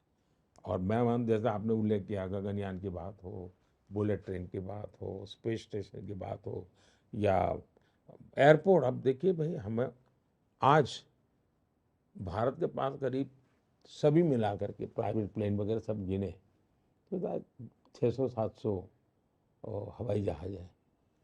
अभी 1100 हवाई जहाज का ऑर्डर बुक किया हुआ है भारत ने। एक आंकड़ा शेयर करूं मोदी जी? हाँ, एक आंकड़ा मेरे पास है कि 2028 में जब तक भारत तीसरी नंबर की इकोनॉमी हो जाएगा आपके तीसरे कार्यकाल में, तो भारत की जो जो टोटल ग्लोबल एयर ट्रैफिक है वो 50% होगी पूरी हाँ, दुनिया की, मतलब दुनिया की। हर दूसरी हाँ, प्लेन भारत से टेक ऑफ हाँ। करेगी। ये आपके कार्यकाल में और होगा। इसलिए मेरे सामने चुनौती ये नहीं है, मेरे सामने चुनौती, मैं कितनी तेजी से एयरपोर्ट बनाऊंगा। ये कहते हैं तो होता ही रहेगा, हाँ, प्रधानमंत्री आए और नहीं आए कोई भी सरकार बने। यानी सिर्फ एविएशन, टूरिज्म, आप मान के चलिए जी। मैं G20 में मैंने 200 कार्यक्रम अलग अलग देश के स्थानों पर किए। मैंने टूरिज्म का एक फाउंडेशन बना दिया है जी। इतना बड़ा टूरिज्म आने की संभावना मैं देख रहा हूँ जी। G20 के हर देश के हर लोग, यार भारत एक बार तो जाना चाहिए, ये मूड बना दिया है मैंने। और मैं विद इन इंडिया यात्रा और इंटरनेशनल टूरिस्ट का आना, इन दोनों को मैं जोड़ रहा हूँ। अब आप एविएशन सेक्टर देखिए, रोजगार के कितने अवसर बनेंगे। आप फ्लाइट क्रू चाहिए, आपको ग्राउंड मैनेजमेंट के लिए बहुत बड़ी मात्रा में लोग हैं, आपको इंजीनियर्स चाहिए, आपको कंप्यूटर मैनेजमेंट वाले लोग चाहिए, आपको मेंटेनेंस के लिए हजारों लोग लगते हैं जी। यानी पूरा भारत एक प्रकार से लॉजिस्टिक हब बनेगा। कितनी व्यवस्थाएं लगेगी, आप कल्पना कर सकते हैं जी। इतना ही नहीं जी, देश के नौजवान, यानी आप टीयर 1 टीयर 2 सिटी तक मत देखिए, आप गांव तक देखिए। भारत के नौजवान डॉक्टर इंजीनियर बनने की सपना ही नहीं देखता था। क्यों? कि उसको तो बेचारा, पहले तो मुझे अंग्रेजी स्कूल में पढ़ना पड़ेगा, मेरे माँ बाप के पास पैसे नहीं, मैं अंग्रेजी स्कूल में कैसे पढ़ूंगा। मैंने निर्णय कर लिया, मातृभाषा में भी तुम डॉक्टर बन सकते हो, मातृभाषा में तुम इंजीनियर बन सकते हो, तुम्हें अंग्रेजी पढ़े बिना तुम्हारी रुकेगी नहीं। अब देखिए, मैं सोच रहा हूँ 2029 में मैं यूथ ओलंपिक भारत में करना चाहता हूँ, मैं बीच ओलंपिक भारत में करना चाहता हूँ, मैं 2036 ओलंपिक यहाँ करना चाहता हूँ। ये चीज़ें कोई शोकेस नहीं है जी, मेरे देश के मिजाज को बदल दे। G20 साहब, 8वीं कक्षा का बच्चा स्कूल में बोलता था G20, जी बिल्कुल। जबकि पहले लोगों को पता नहीं था G20। तो मैं मेरे देश के हर बच्चे को ग्लोबल माइंडसेट उसका तैयार कर रहा हूँ जी। एक के बाद एक मैं कदम वो उठा रहा हूँ जी। और तीसरा कार्यकाल, मुझे मेरे सबसे बड़ी मेरी भरोसे की ताकत है, ये बिलो 30 एज ग्रुप है जी। वो मेरे साथ जुड़ जाएगा, मैं पूरा विश्वास है मेरा। मैं मेरे देश से 20 to 30 वाला जो एज ग्रुप है ना, वही मेरे देश को आगे स्पीड मेरी बढ़ाने वाला है। दिख भी रहा और था जब दूसरा, जी। माताएं बहनें, जी। माताओं बहनों का जो रोल है, वो पिछली शताब्दी में जो इतना हुआ है, उससे सैकड़ों गुना बढ़ जाएगा जी। यानी हम कितनी तेजी से बढ़ेंगे, इसका आप अंदाज कर सकते हैं जी।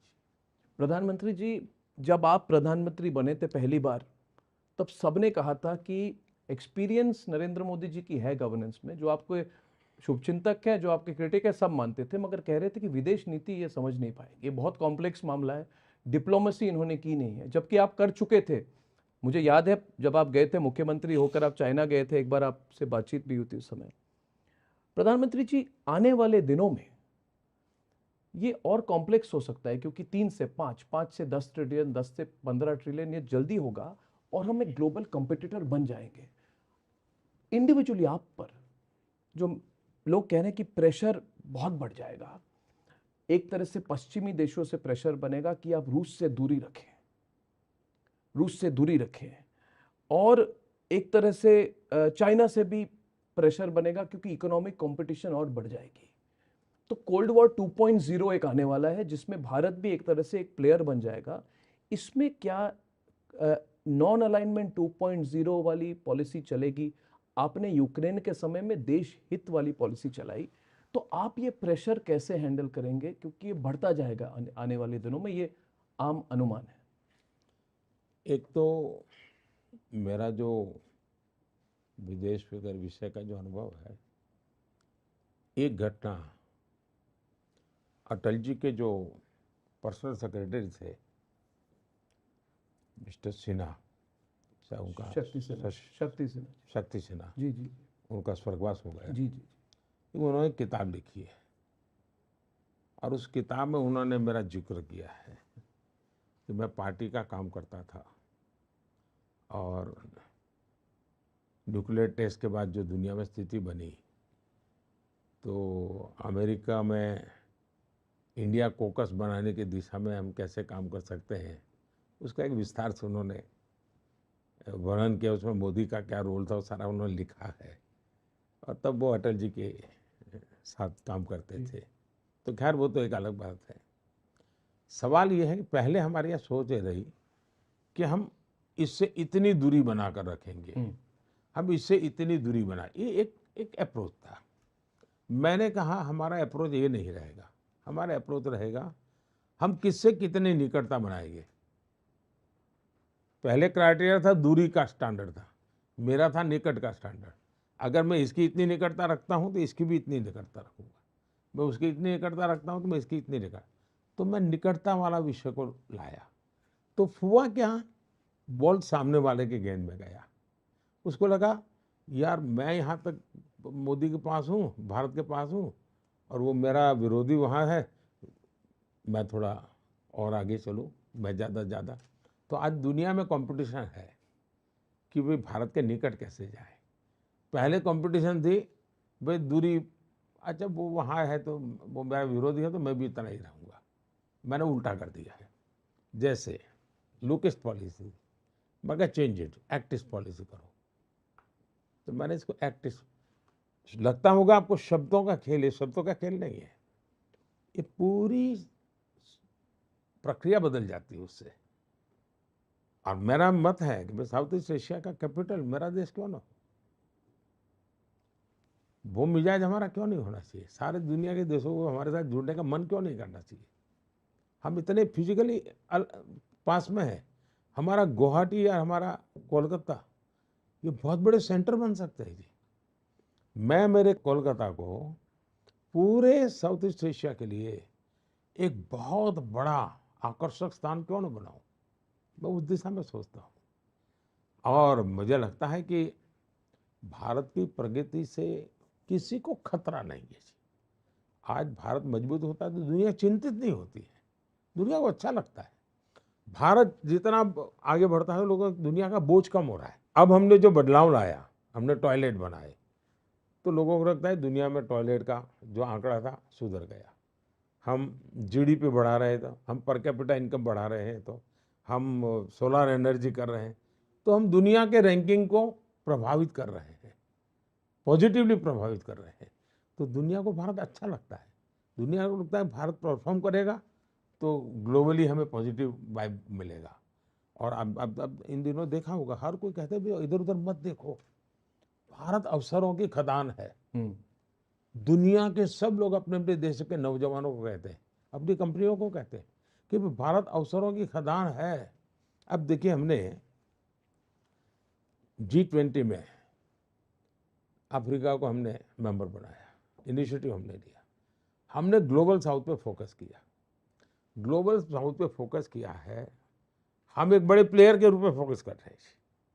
हम किनारे पर खेल देखने वाले नहीं बन रहे, और वो हम उनको मदद करके, उनको उपयोगी होकर के, उनके साथ जुड़ करके कर रहे हैं, और हम नेचुरल अलाइनमेंट जैसा हमारे लोग फील करते हैं जी। जी तो प्रधानमंत्री जी, आपने प्लेयर की बात कही, व्यक्तिगत तौर पे आप पर भी ग्लोबल फोकस बहुत बढ़ गया है और अपेक्षा भी बढ़ गई है, क्योंकि ये समांतर लोग आज कह रहे हैं कि all over the world there are very few people who can match the experience and the stature of Narendra Modi as the leader of the world's largest country, largest democracy with a lot of experience. तो एक जिसको कहते हैं स्वीकार्यता, यानी कि global acceptability Narendra Modi ji की बहुत बढ़ गई है। अब मैं जैसे यूक्रेन की बात कही, तो आपको इनविटेशन वेस्टर्न ब्लॉक ने भी इनवाइट की है, जो ये पीस समिट होने वाली है यूक्रेन में। उसके बाद G7 समिट पे आप जाएंगे तीसरे कार्यकाल में, और उसके बाद इमीडिएटली उसके बाद आपका एनुअल समिट रशिया के साथ भी है, जिस पर जयशंकर जी ने पिछली बार पुतिन जी को कहा कि अगली बार प्रधानमंत्री जी आएंगे, इस बार व्यस्त नहीं आ पाए। तो एक फीलिंग होती है कि मॉस्को हो या वॉशिंगटन हो या लंदन हो, Narendra Modi can play a role as a very acceptable global mediator on global conflict and issues like this between different sides. या शायद मीडिएटर ठीक शब्द नहीं होगा प्रधानमंत्री ji, to reduce global tension, maybe ये this is a better way of putting it. तो इस पर मैं चाहता हूँ कि बिकॉज इट विल, इससे भारत का स्टैचर भी काफ़ी बढ़ेगा और बढ़ भी चुका है आपके कार्यकाल में, इस पर ज़रा आपकी राय क्या है? ऐसा है कि एक तो मैं बड़ी बड़ी बातें करूँ वो मुझे शोभा नहीं देता है, और न ही वो उचित होगा। दुनिया को ये विश्वास है कि भारत के चुनाव नतीजे क्या आने वाले हैं, अस्वस्थ है, और इसलिए मुझे जून महीने के इनविटेशन आगे पड़े हैं, अगस्त के हैं, अक्टूबर के हैं, सितंबर के हैं, यानी काम। और मैं सबको कहता हूँ भाई मेरे यहाँ तो अभी चुनाव, अरे बोले चुनाव तो हमें मालूम है क्या होने वाला है, आपको आना ही है। ये यानी एक प्रकार दुनिया को विश्वास है कि हमें, अब मैं समझता हूँ कि दुनिया के जितने ग्रुप्स हैं,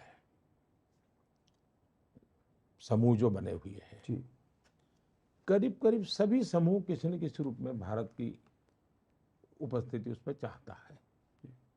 चाहे G7 है तो मेंबर, नहीं तो वो चाहते हैं कि हम भविष्य में, तो एक अच्छी स्थिति भारत की, उस प्रकार से हमारा स्थान बढ़ता जा रहा है। जहां तक कॉन्फ्लिक्ट का सवाल है, ज्यादातर दुनिया के देश पोजीशन लेके बैठे हुए हैं।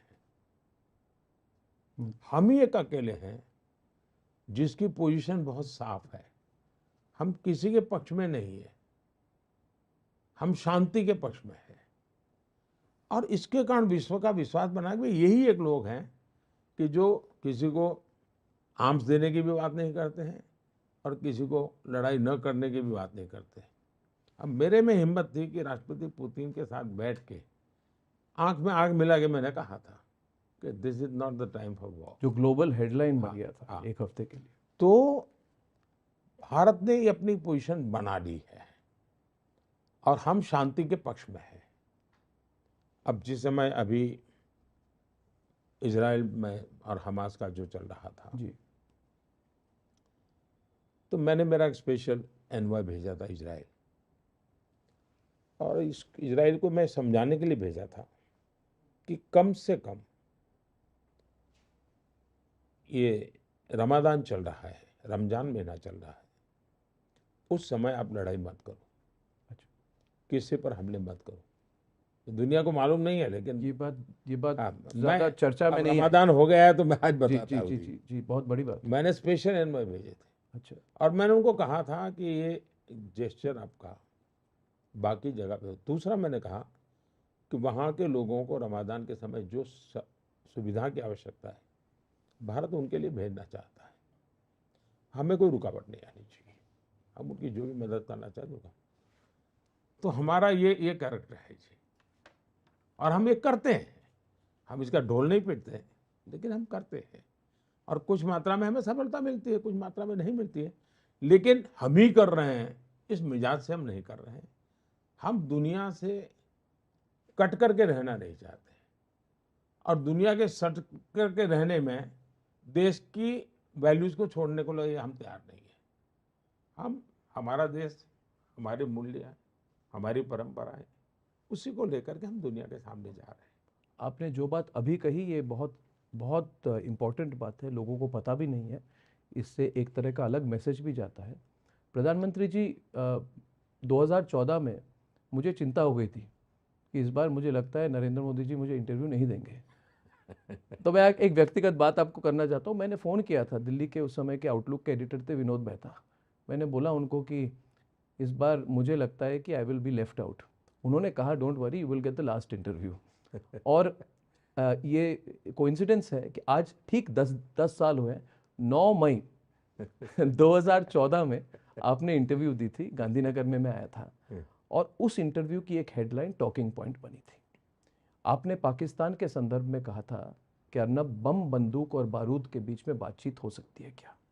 तो मेरा सवाल आपसे है, 10 साल हो गए, आपने कोई चेंज देखा है पाकिस्तान के अप्रोच में?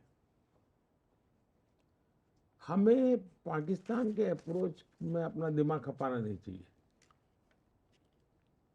हमें अपना लक्ष्य लेकर के आगे बढ़ते रहना चाहिए।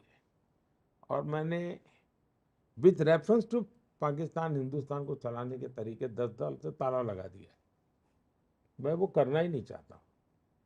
पाकिस्तान, उन्होंने अपना अलग देश 47 में ले लिया हमसे, अब वो अपना करे, भला करे, अच्छा करे, वो अपना 2 टाइम की अच्छी रोटी खा ले, बस। मुझे कोई उसमें समय गंवाने की ज़रूरत नहीं है। हम बहुत आगे निकल चुके हैं और हमने अपना विकास उनके रेफरेंस पर करना ही नहीं चाहिए। हम अपना टाइम खराब कर रहे हैं। हमें तो मुझे तो मेरे देश की नई पीढ़ी का भविष्य देख रहा है जी। हमें उन्हीं को लेकर के चलना चाहिए। प्रधानमंत्री जी, अंत में यही कहूँगा कि आप मास्टर कम्युनिकेटर बिल्कुल हैं, और इस इंटरव्यू के जरिए आपने फॉरेन पॉलिसी से लेके राजनीति और अपने डेवलपमेंट विजन को बहुत क्लैरिटी के साथ हमारे दर्शकों के सामने रखी है। अच्छा होता है कि इलेक्शन के टाइम पे इस तरह हमें मौका मिलता है बातचीत करने का। बहुत बहुत धन्यवाद चलिए, प्रधानमंत्री जी। मेरी बहुत शुभकामनाएं। मुझे आज जो सुना, मुझे अच्छा लगा कि आपकी इतनी रीजनल चैनल हो चुकी हैं और एक साथ ये सब वहाँ भी जाएगा। और मेरी तो एक बार आपके फंक्शन में आया था, मैंने कहा था कि आपने ग्लोबल बनना चाहिए। और ग्लोबल बनेंगे। मुझे पूरा विश्वास है कि क्योंकि आप पैसों के लिए काम नहीं करते, आप एक प्रोफेशन के रूप में इसको लिया है। धन्यवाद, धन्यवाद प्रधानमंत्री जी, बहुत बहुत आपके धन्यवाद। दर्शकों का भी बहुत बहुत धन्यवाद। और Thank मेरे सभी मतदाताओं से यही आग्रह रहेगा कि अभी भी मतदान का जहाँ जहाँ बाकी है, भारी मतदान करिए। लोकतंत्र के उत्सव को उत्सव के रूप में मनाइए। ये फर्स्ट